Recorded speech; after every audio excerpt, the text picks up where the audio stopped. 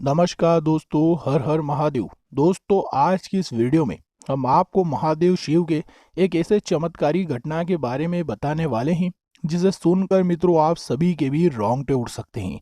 जी हाँ दोस्तों, यह चमत्कारी घटना हमें लिख कर भेजते हैं उत्तर प्रदेश के एक छोटे से गांव में रहने वाले दिनेश जी। दोस्तों, दिनेश जी बताते हैं कि यह घटना आज से 4 से 5 वर्ष पुरानी है। मैं अपने पिताजी के साथ केदारनाथ यात्रा पर गया था, जहां पर मेरे साथ हुई यह चमत्कारी घटना आज मैं आप लोगों के साथ साझा करने वाला हूं। दोस्तों, यह घटना जब दिनेश जी ने हमें बताई तो पहले तो इस घटना को सुनने के बाद हमारे भी रोंगटे उड़ गए, हमारे भी होश उड़ गए। क्योंकि दोस्तों, जब यह चमत्कारी घटना हमने सुनी तो हमें भी सुनकर बहुत हैरानी हुई और हम उम्मीद करेंगे कि आप भी इस चमत्कारी घटना को सुनने के बाद थोड़ा विश्वास जरूर करेंगे। दोस्तों, दिनेश जी बताते हैं कि बात आज से 4 से 5 वर्ष पुरानी है। मैं अपने पिताजी, जो कि बहुत ज़्यादा बुजुर्ग हैं, उनके पैर में थोड़ी बहुत चोट आई हुई थी, जिसके कारण चलने फिरने में उन्हें बहुत ज़्यादा दिक्कतें होती थी। दोस्तों, दिनेश जी बोलते हैं कि मेरे पिताजी की बहुत सालों से इच्छा थी कि एक बार केदारनाथ धाम जाकर महादेव शिव के दर्शन कर आए। अब दोस्तों, उनकी उम्र बहुत ज़्यादा हो चुकी थी, बुजुर्ग हो चुके थे, जिसके कारण चलने फिरने में उन्हें बहुत ज़्यादा दिक्कतें आती थी। अब दिनेश जी उन्हें लेकर केदारनाथ यात्रा के लिए बस के द्वारा निकल जाते हैं। अब दोस्तों, दिनेश जी कहते हैं कि मैं नौकरी पेशा इंसान हूँ, बड़ी ही मुश्किल से मुझे अपनी नौकरी से छुट्टी मिलती है, जिसके कारण मैं अपने पिताजी को लेकर 4 धाम निकल सकता हूँ, केदारनाथ धाम यात्रा करने जा सकता हूँ। घर में और कोई भी नहीं होता है, बड़ी ही मुश्किल से पैसों का जुगाड़ कर कर जैसे तैसे हम दोनों निकलते हैं। पिताजी बहुत ज़्यादा बुजुर्ग होते हैं, जिसके कारण मोबाइल का उन्हें ज़्यादा ज्ञान नहीं होता है, इसीलिए वह मोबाइल भी अपने पास नहीं रखते हैं। अब जैसे तैसे हम दोनों बाप बेटे बस में निकल जाते हैं और केदारनाथ धाम यात्रा करते रहते हैं। अब दोस्तों, दिनेश जी बताते हैं कि उस यात्रा में मेरे साथ एक ऐसी चमत्कारी घटना हुई जिसे सुनकर मैं आज तक हैरान हूँ, और जब उन्होंने यह घटना हमें बताई तो हम भी हैरान हो गए। दोस्तों, दिनेश जी बताते हैं कि हम केदारनाथ धाम तो पहुंच जाते हैं, वहां पर एक होटल में कमरा भी बुक कर लेते हैं। उसके बाद जब हम दर्शन को जाते हैं तो वहां पर बहुत ज़्यादा भीड़ होती है, हजारों की संख्या में भीड़ रहती है। ऐसे में दोस्तों, दिनेश जी बताते हैं कि मैं और मेरे पिताजी एक जगह पर खड़े थे, वहां पर बहुत ज़्यादा भीड़ रहती है और मेरे पिताजी को पानी की प्यास लगती है। ऐसे में मैं पानी की बोतल लेने जाता हूँ और अचानक बहुत ज़्यादा भीड़ की हाऊ हो जाती है। ऐसे में मैं और मेरे पिताजी एक दूसरे से बिछड़ जाते हैं, जिसके कारण हम थोड़े आगे पीछे हो जाते हैं। पिताजी बहुत ज़्यादा बुजुर्ग होते हैं, जिसके कारण ज़्यादा चल फिर नहीं पाते हैं, इसलिए वह उस भीड़ से डर कर और थक कर एक कोने में जाकर बैठ जाते हैं, जिसके चलते उसके बाद मैंने उन्हें ढूंढने की बहुत कोशिश करी, बहुत प्रयत्न करा, परंतु मैं उन्हें ढूंढने में असफल रहा। धीरज जी बताते हैं कि पैसों का बैग तो मेरे ही पास था, उसी में मेरे मोबाइल पड़े थे, परंतु पिताजी के पास थोड़ा सामान था जो कि बहुत ज़्यादा ज़रूरी था। अब हम दोनों बिछड़ जाते हैं।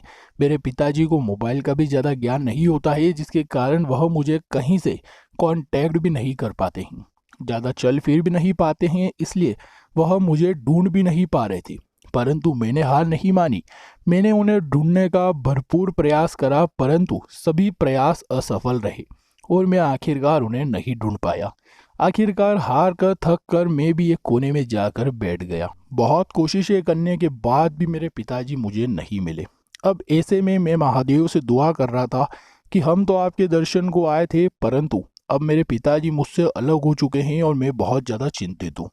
ऐसे में दोस्तों, मैं क्या करता हूँ, पुलिस को ढूंढता हूँ, बहुत लोगों से मदद मांगता हूँ, परंतु कुछ भी सहायता मेरी नहीं हो पाती है। उसके बाद थक कर फिर मैं होटल जा ही रहा होता हूँ और वहाँ पर जाकर देखता हूँ तो मेरे पिताजी वहीं सामने खड़े रहते हैं। अब ऐसे में दोस्तों, मैं उन्हें देखकर बहुत खुश हो जाता हूँ, हैरान हो जाता हूँ कि आप यहाँ तक चल फिर कर कैसे आए और आखिर ऐसा क्या हुआ जो आप मुझे इतनी देर से नहीं मिल पा रहे थे। अब दोस्तों, उसके बाद दिनेश जी के पिताजी बताते हैं कि इस भीड़ की हाऊ में जब हम दोनों एक दूसरे से बिछड़ गए थे तो मैं बहुत ज़्यादा चिंतित होकर घबरा कर एक कोने में जाकर बैठ गया था और रोने लग गया था। ऐसे में एक बुजुर्ग व्यक्ति आता है बहुत देर बाद, वह मुझे बोलता है कि आप यहाँ पर डर कर क्यों बैठे हैं, आइए मेरे साथ चलिए। और वह बुजुर्ग व्यक्ति, मैं भी बुजुर्ग व्यक्ति। मैं चल नहीं पाता था, परंतु वह बहुत ही फुर्तीला था और चल फिर भी पाता था। उसने जैसे ही मेरा हाथ पकड़ा तो मेरे अंदर एक अलग सी ऊर्जा मुझे महसूस होने लगी और मेरे शरीर में जो कमजोरी थी वह सब मुझे दूर होती दिखाई दी। मैंने बहुत हिम्मत कर कर अपने पैरों पे खड़े होने की कोशिश करी और फिर जब मैं चला तो मुझे चलने में बहुत आसानी महसूस हुई और चलते चलते वह मुझे यहाँ पर ले आया। दिनेश जी बताते हैं कि मेरे पिताजी को नहीं पता था कि हमने यहाँ पर होटल बुक करी थी, क्योंकि उनकी याददाश्त इतनी मजबूत नहीं थी, जिसके चलते उन्हें रास्ते अच्छे से याद नहीं रहते थे। परंतु वह बताते हैं कि जब वह बुजुर्ग व्यक्ति मुझे यहाँ लेकर आया तो मैं समझ चुका था कि यही हमारा होटल है और यहीं पर मैं तुम्हारा इंतजार कर रहा था और वह बुजुर्ग व्यक्ति भी आता ही होगा।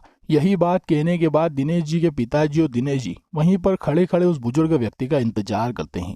परंतु बहुत समय बीत चुका होता है, घंटों बीत चुके होते हैं, कोई भी व्यक्ति वहां पर वापस नहीं आता है।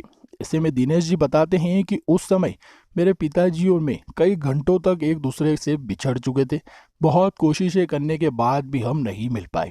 ऐसे में जब मेरे पिताजी चल फिर भी नहीं पा रहे थे, बहुत कमज़ोर थे और उनकी याददाश्त भी बहुत ज़्यादा कमज़ोर हो चुकी थी, जिसके चलते वह एक कोने में जाकर बैठ चुके थे।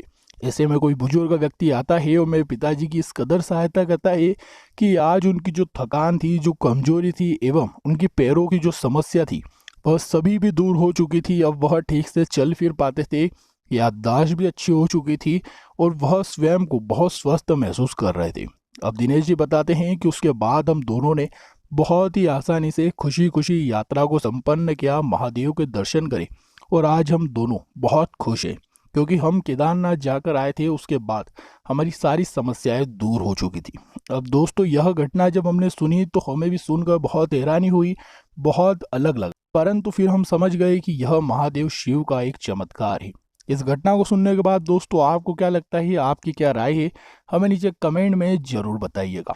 आपकी कमेंट्स पढ़कर, आपकी भावनाओं को जानकर हमें बहुत खुशी होगी।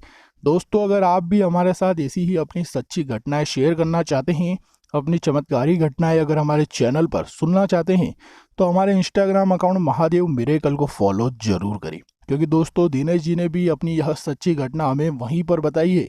तो अगर आप भी बताना चाहते हैं तो हमारे इंस्टाग्राम अकाउंट को फॉलो जरूर करिए। आज की इस वीडियो में दोस्तों आपके लिए इतना ही। वीडियो को देखने के लिए आप सभी का बहुत बहुत धन्यवाद।